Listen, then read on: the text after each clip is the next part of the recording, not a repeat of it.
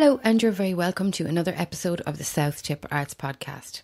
Now, Lucy Phelan is an artist and printmaker, originally from Fethard here in Tipperary, but now based in Glanmouth in County Cork. She has some work currently on display at the Blackwater Valley Makers Art Centre in Fermoy, County Cork, which is a wonderful new space set up by a collection of artists, craftspeople and designers from around Cork County who have come together to share and promote their work in an old bank building in the centre of Fermoy town. A lovely space it is indeed. Lucy's current work on display there is called Waiting for the Apocalypse and incorporates large-scale print, collage sculptures and also a sound installation, and is well worth a look if you're anywhere in the area. Well, Lucy travelled down to visit me here at the Art Centre in Clonmel, and we had a fantastic chat about all the current projects that she's working on, her current exhibition in Fermoy, and indeed what is coming next. So Lucy Phelan, you are very, very welcome to the South Tip Arts Podcast. It's lovely to have you here. Fethard woman originally. From Fethard originally, Yeah. and now living in Glanmouth, County Cork. You were quite small when you lived in Fethard, but that's our overriding Tipperary connection here, so we have to put that out there first. Obviously, still connected to the area. Very much so, yeah. I mean, you also mentioned to me earlier that you spent some time after that with your grandmother in Portlaw, which is practically on the verge of Tipperary, so you're... The three counties, Yeah. actually, that central area, because we would have a lot of contact in Cork over with Lismore. Sure, you're down into Waterford you then. really are, yeah. And even, like, say where you are now, that's not a million miles from... Like Fermoy, those towns are 40 really minutes close down to the us. road. Yeah, aren't they really, when you think about it, you're no distance. Lucy, your work, the first thing that really grabbed my attention about your work and I find really, really interesting is your sculptural interventions that you did through a number of galleries across Europe. Yeah. That I thought was genius. You know, the Women whole in art. concept of women in art and, you know, their depiction and even just the way women are depicted versus the way men are depicted. It's so obvious, really, but I suppose you took it to another level. You brought that on another level. Emer, what happened was that I was thinking, you know, from research, etc., that if you were a woman artist, you were far more likely, or if you were a woman, you were far more likely to be working in the toilets of any of the major galleries in Europe than you would be to have your work on the wall. You're talking 19th century sort of type. Even now, the research doesn't look up until about 4 years ago, the research didn't look good in terms of the amount of women artists that were, you know, that were getting shows in major galleries. And now I think there is a fashion for it. Okay. And I hope it ends up being more than a fashion that, people are trying to redress the balance. So what I said I do is that since women were going to be seen in the toilets, that I would make a series of prints for each city and that I would have my own mini exhibition of prints in the toilets of all the major galleries in Europe and make a little film about it. And, you know, you can find them on my website and they're also on YouTube and Vimeo. So, like, we've been to Madrid and Berlin, London and Milan. And we're in Paris in June. Awesome. And then hopefully next year we'll return to Ireland with the project and do a Return of the Goddess and look at Bridget, look at Mary, look at our goddesses within the Irish system. It'll be kind of a nice finale for the project. It's fantastic, and I love that you've been working on it over such a long period of time. I love Everything the way I do is over time. It's just, I usually have about 4 projects on the go. But say even in the latest exhibition, the ones that's on in the Blackwater Valley Art Centre at the moment, the Waiting for the Apocalypse. Yes. I mean, that started about 10 years ago with the first piece.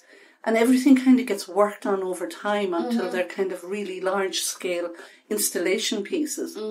But while I was working on that, I would be also working in the Women in Art. And I was also now starting kind of another large-scale installation on the TÁIN. So things kind of move and change over time. I think you can really get involved in something if it doesn't have to be produced. Yeah. And I'm very I have a couple of little hobby horses, and one of them is slow art.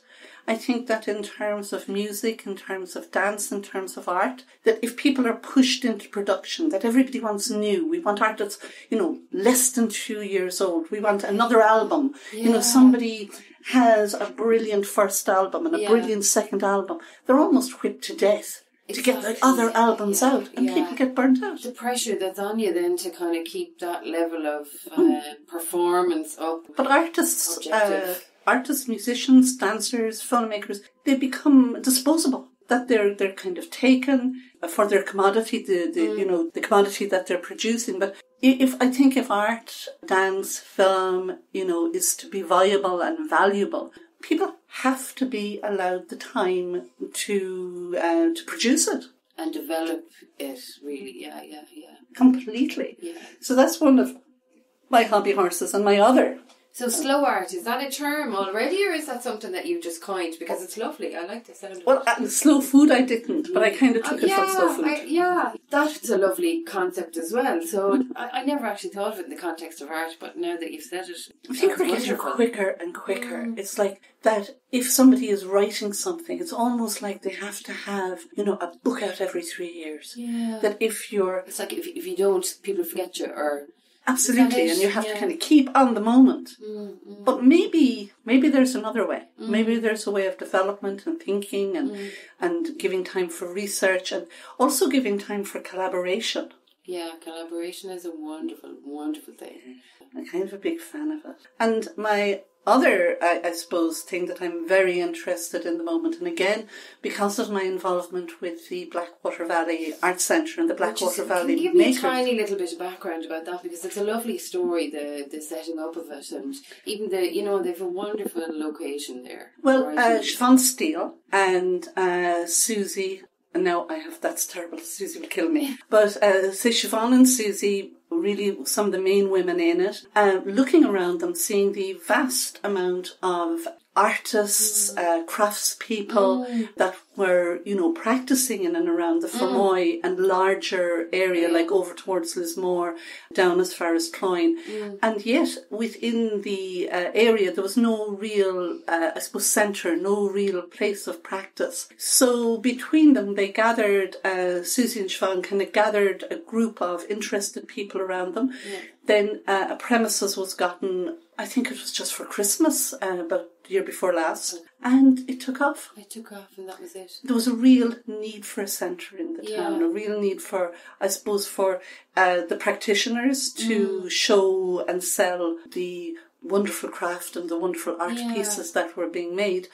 And secondly, for the community to have somewhere... Kind of a little hub where people can meet, and even Absolutely. just kind of that little bit of the horrible word networking, but I can't think of a better word, but it's difficult when you're, like a lot of artists do work in kind of isolation. It's very hard to meet people in the same line of work as you sometimes, especially in the context of a rural town. Absolutely. And it is that connect, a place to connect, but also a place where if there are artists, if there are, poets, writers, if there is a contact point for that magic to happen, like other people within the community will see that. Yeah. Like I think that local art centres are so absolutely vital for small towns, because we see like culture, in the big centres, like in Dublin, that like money is going to go in there. Yeah. That like there's going to be money put into art practice in Cork, of having these centres of excellence. Yeah.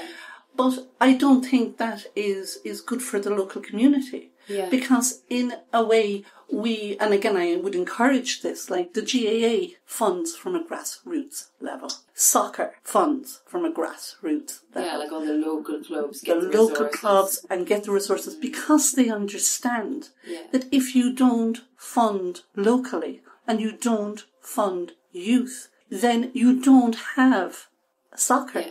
You don't have sport. These don't grow up to... They don't it's grow. Nurturing, isn't it? It's nurturing, but if you don't nurture, then you don't have.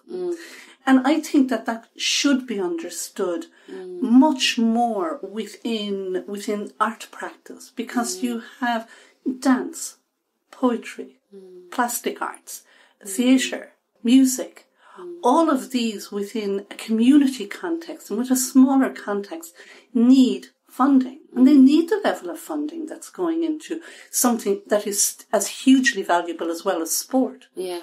But culture needs to be funded in the same way, with the same kind of look at the grassroots, the same building of the infrastructure, and the same joy. Because I think it will start paying huge dividends if that becomes the norm. Absolutely. And it's like at the moment, people are all willing to go out and cut the roses and put the roses in the vase, and we're, the selling of Irish culture, and we're absolutely fabulous, and they roll out the plays written by our playwrights, the songs, sung by our songwriters, and they'll put them into a vase like roses. Yeah. But unless the Arts Council and unless the government are prepared to put their money where their mouth is and start kind of looking after the roots and fertilising the soil where the roses grow, there won't be anything. There won't be any. Yeah. So I know that's a small bit of a hobby horse on my behalf. No, that's absolutely. Obviously I am in an art centre, in a rural art centre, and I completely couldn't agree with you more, because you definitely do feel a bit strangled by your resources. We're pretty much operating on a shoestring budget here. So, But look at what you have. I'm just thinking, just off the top of my head, about, you finding a voice coming up. Yes. The Junction Festival. Yeah. These are, if these were happening in Dublin, and these were happening in Cork, they would, they'd be lauded. Yeah. You look at people artists like Pat Luby's only out the road in Fethard. She's an amazing artist of international standard. And a brilliant teacher. And absolutely. And that's someone who knows how to nurture the love of art in people, But then everybody is here and everybody's delighted to be saying, isn't Frank Patterson wonderful? And he is. And Frank Patterson, Clonmel man. And, if you want to have the Frank Pattersons, have the Pat Lubys, have the of, Finding a Voice, and have the of the Junction Festival, fund them. Fund them properly in the same way as you would fund sport. Yeah. One of the first things I remember seeing, and I know I'm going on a bit now, but sure, was that an aunt of mine, Sister Philomena, brought myself and my sister to a Joan Denise Moriarty ballet in Mullinahone. In Mullinahone? In Mullinahone. Wowzers. And it was people say, there wouldn't be the interest now in the country, or you'd never get that. But if you bring... If you build it, they will come. Yeah, absolutely. And I absolutely think that is the... and I bet that was packed out. It was. Yeah. It ran for about 3 nights. Just and I couldn't believe it. Seen a ballet in Mullinahone. Yeah. I've never seen a proper ballet in my life. So it was amazing. Yeah, I bet. Yeah. So I think that we have to be cognizant, and I think in Ireland we're very, the arts used to be funded more. There used to be more funding for the arts. And I still think that we're riding on the coattails of when that happened. We're still on the end of that wave.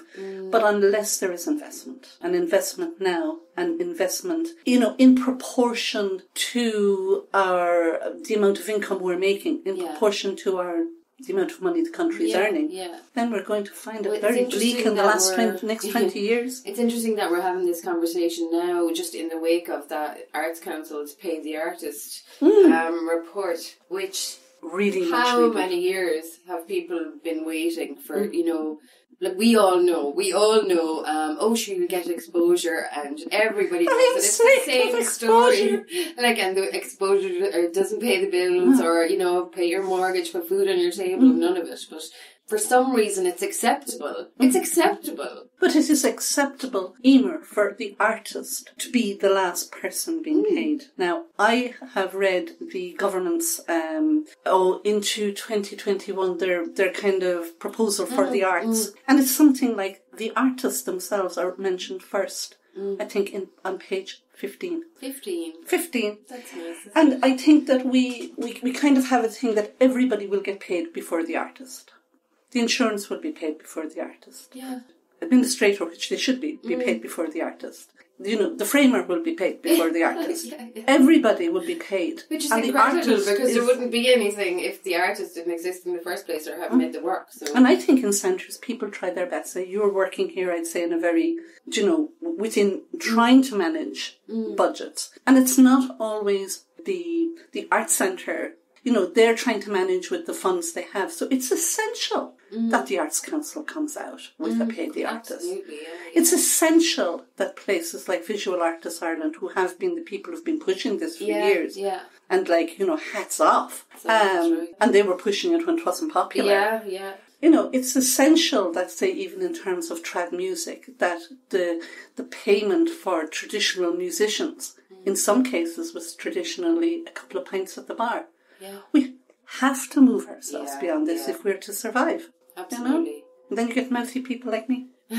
Well, the world needs mouthy people to kind of talk up for the ones that, feel so disenfranchised maybe that they don't feel like they even have a voice, or what's the point, or nobody listens anyway, because it's like fighting a big giant machine that you just feel like you're never going to get anywhere with. But I think when you see the importance of culture and the arts and sport as well, I'm going to say, let's be really holistic about all that. of it, because it's about it's good for emotional, mental health every bit as much as other things. So, and if you were to take all of it away tomorrow, which there's been a lot of kind of stuff like that put out there now, in the wake of that report that came out, there's loads of people saying, look, if you're complaining about it, why not take every bit of culture out of your life now? Let's just see where you are then. Yeah. In one way, and again, I suppose when you're looking at local, you're looking at, say, the likes of Fermoy with Blackwater Valley Arts Centre, you're looking at the South Tipperary Arts Centre here. And the amount, people would say, but who'd come and see that? Who, Asher, that's only a few people. But I know now, I was hanging the show, the Waiting for the Apocalypse below in the Blackwater Valley Arts Centre. And the amount of people who came in and engaged, and local people who are not from an arts background. Yeah. And I think sometimes that the perception is from bigger centres that, you're involved in the arts and that you're making the exhibition for other artists, or that you're making the exhibition for, your peers or for an intelligentsia, and you're not. Yeah. I mean, the amount of people who have come in to see the exhibition, the amount of people that I've spoken to who really could, I suppose, look at it, enjoy it, and add their own, both give something to it and take something from it as well, the people that I have chatted to. And I think it's quite an insulting thing to be dismissive of community. And I think that's what it is, when there's that presumption that art is for a middle class, upper middle class. It's so not. It's so insulting to communities to presume that. But I think that what needs to happen with the arts... It's a really strange perception that when so many artists are living below the breadline.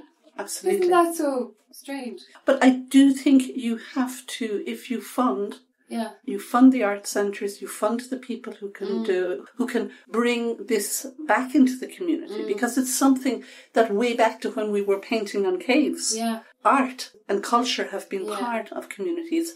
Part of how we describe ourselves. It's part of how we describe our function on this earth, and so, it's a bit of a hobby horse, because there's nothing we like better in here than see somebody walk in the door, and engage with whatever's going on in here, because I'll be honest, it is difficult to get people to come inside, and it's very hard to know what the barrier is there, and we're constantly trying to figure out how can we bring more people in. If you had more money, I'd say it would help. You know what? If we had more money, it would definitely help. But that whole kind of people look in the window, but they dip them out. It's really difficult. How do you bring them in? It's you want to say, what are you afraid of? Come on in. We're nice. But I think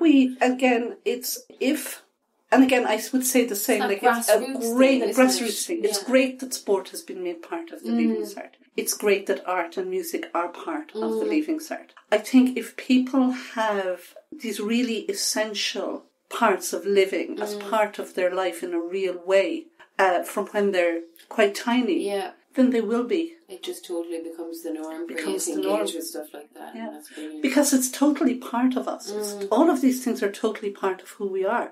I think if we're denied them, and you made a very good point there, Emer, about mental health and who we are, and all of us, if we're denied these really important, normal, natural parts of ourselves, our expression, our voice, our modes of communication, it's going to have a huge negative effect. It's like if you starve somebody, they will die. If you starve somebody culturally, they will die. Yeah. if you starve somebody physically in terms of sport and, recreation and things like that, they will die. Yeah. It's not one size fits all, but each part of that, and I'm sure I left out loads of other things that are essential, but these are all strands of humanity. And you starve somebody of one or any of these aspects, and it has a ripple effect. And it has a ripple effect, and it will starve, and part of that person, will die. Yeah, so good to see stuff like Finding a Voice and Junction in this area coming back and sort of bringing so much good stuff back and the energy back to, And that ripple is coming out, like, we were saying earlier, Emer, that we're quite close, say, Glanworth, Fermoy, Clonmel, Lismore.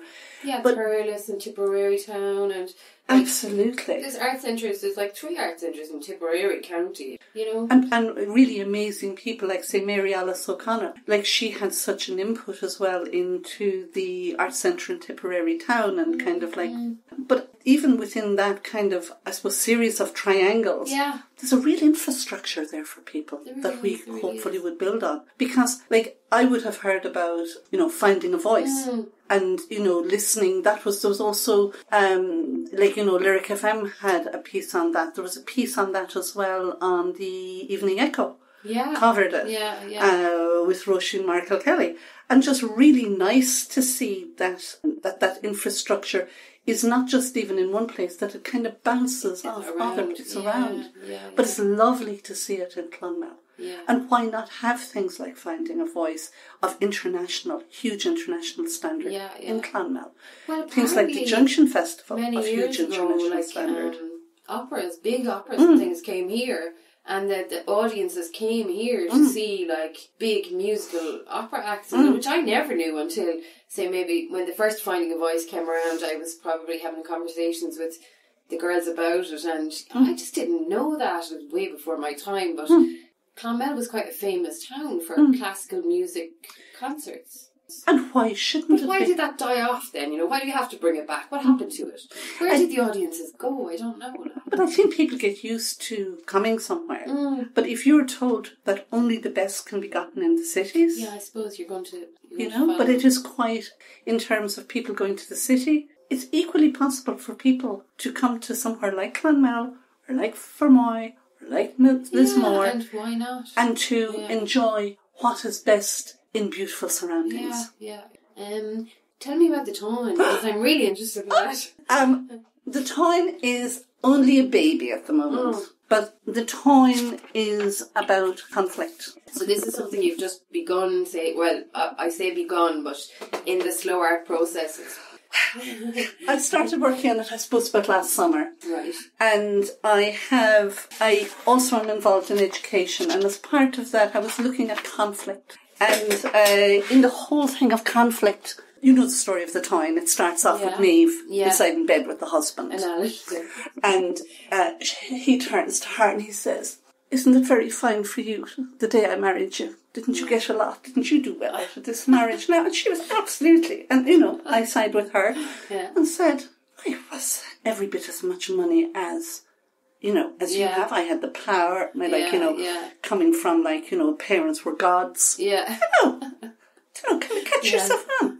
So it turns out they're kind of measuring up. The wealth is brought out equal in wealth, except for one thing: the white bull. The white bull used to belong to Maeve, but it was so ashamed of being owned by a woman. It was so not a feminist bull. And that it moved over to the husband's herds, so it all kicks off. She sends off some of her people to see could they get the brown bull from Ulster, who's the finest bull in the land, and could she take a loan of him? And sure, they're saying in Ulster, sure, of course. Aren't we almost family? Because they had Cuchulainn, but Ferdy and the people went down then.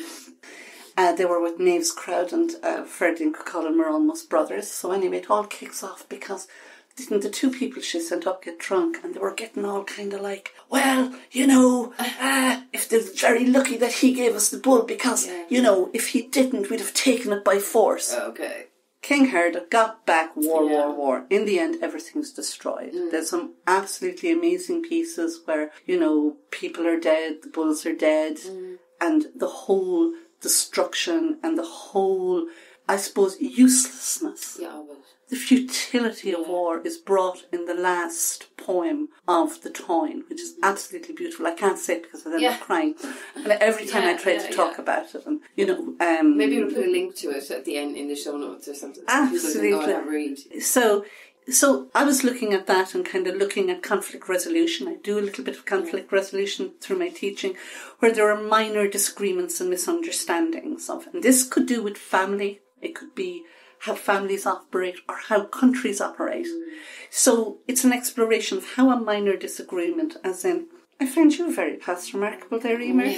And you come back at me, but how do you? Do you know? And then you might get the nose out. Yeah. And then you might do some overt questioning. As in, what do you mean by that? I'm very passive aggressive, so I probably wouldn't do that. What do you mean by that? And then, you see, that then gives rise to assertive verbal attacks. Oh, right. Oh, yeah. And then that comes up to, there's threats and kind of, well, if you don't stop that now, well, I'll sort him. Well, I'll tell you. Tit for tat. Well, he'll be very sorry he ever said that. I'll make him sorry. And then that can give rise to aggressive physical or psychological attacks. And what started out as a minor disagreement, the two people in bed going, well, now, I think didn't you do well, ends up with overt efforts to destroy the other person. Now, this is a kind of a trajectory. So I was looking at what I was dealing with, and I was looking at the TÁIN. You look at family disagreements. Like 2 big egos in that bed there, so... They weren't small. But then you look at any disagreement. You look at any family in Ireland. Look at any family in France. And you go, oh my God, they all start the same way. So what I'm doing is I'm putting together a big installation to do with the TÁIN. But within that, really investigating conflict.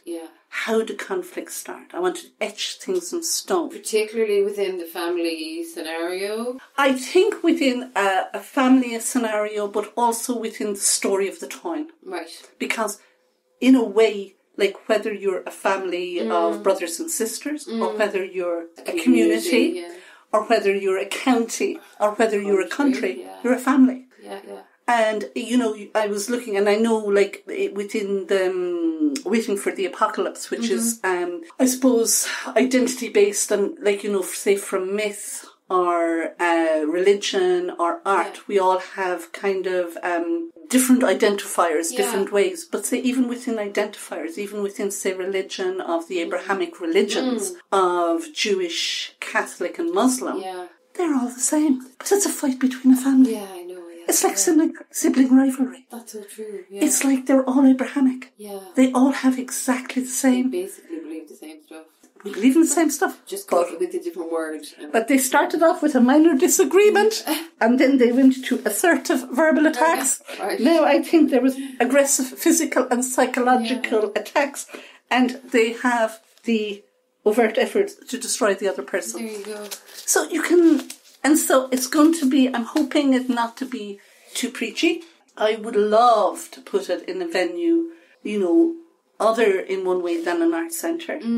I would love to maybe involve theatre in it. I would love for to work with maybe a theatre group or a group of school children where, something could be workshopped within the context of conflict and how and why. And so I'm really excited about the project. It sounds where it's going to be. Brilliant.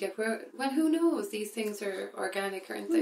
They just, Well, they can happen. I mean, one conversation with one person and just you're going down a whole new road with it. Which is always amazing. hugely exciting. Yeah. It sounds fantastic.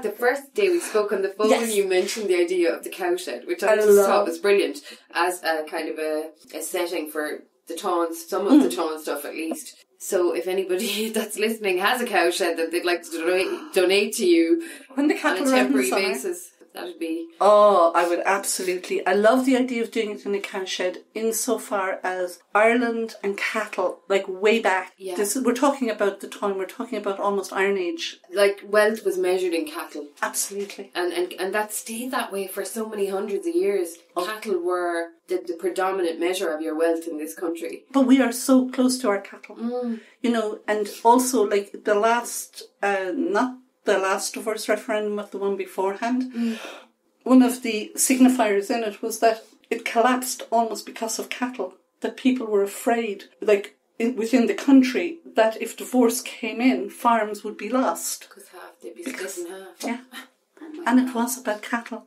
And you look back for that all the way back through Kavanagh, Patrick Kavanagh, the cattle drover and all that, all the way back again to the TÁIN, and you go, would you be well? Yeah. And again it comes down to the two people in bed going, I have more cattle. I have more cattle than you. I have more of this Mine's than you. bigger than yours. Exactly. I have more of them.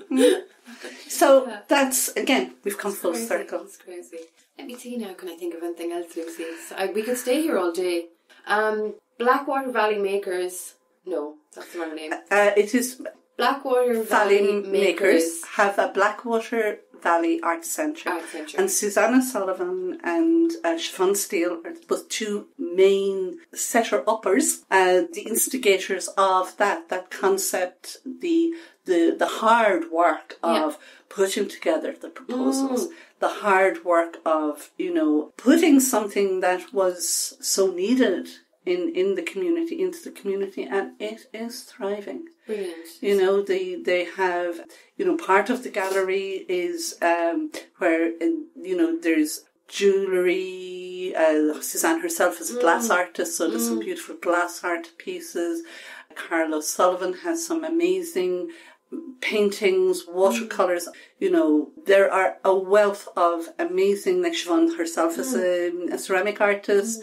There's wood turning. There's a load of really talented makers from both the art side of things and the design side of things coming together to create something that is absolutely wonderful and amazing and so deeply needed in the community. And some of your print work, Waiting for the Apocalypse. It's a big installation until the end of the month. Until the end of the month. So it's a sound piece. It's got large scale drawings. It's got large scale print works, and it has some collage sculpture, and it has a soundscape over that. So it's like that. I would have loved to have put that in a church because it's all kind of these altar panels. Yeah.